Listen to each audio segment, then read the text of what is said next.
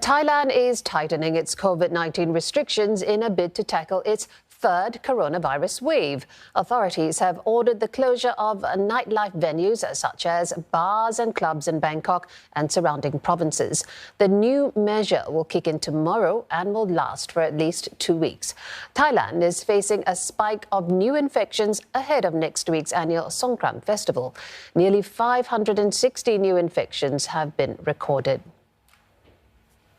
Saksit Sayasambat is joining us live with more. Saksit, apart from the closure of nightlife venues that we've just mentioned, what other measures have been announced?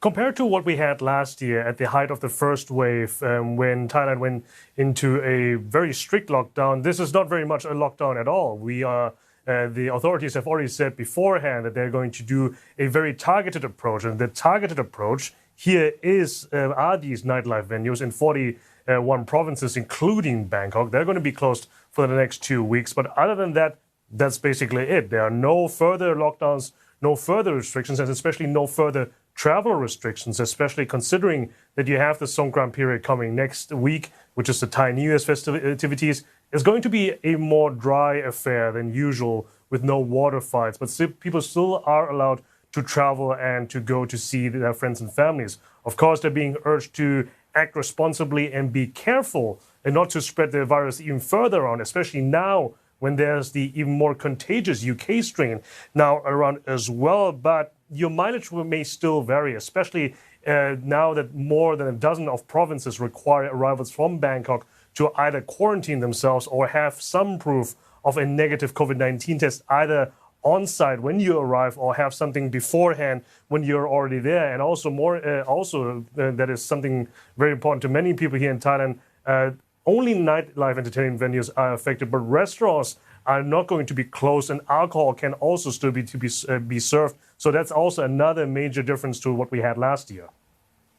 Talk to us also about the hospitals in Bangkok reportedly suspending COVID-19 testing and what the government has to say about that.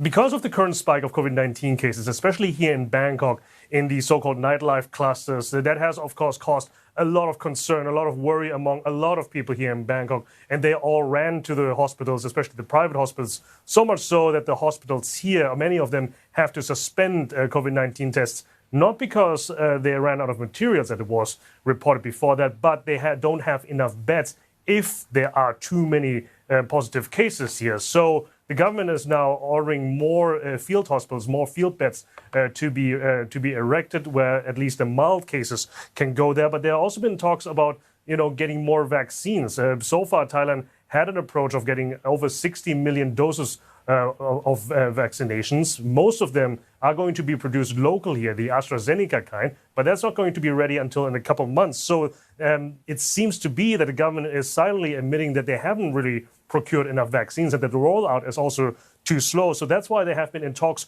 with private hospitals that they can chip in 10 million doses as well, and that they are going to open up more avenues, more options, and more channels as well for people that can afford it, of course, to get these vaccines as well. But it goes to show here that the approach that Thailand has taken with the vaccine here is apparently not enough. And now that we have the a new spike of COVID-19 cases with the more contagious UK strain is coming back to haunt them.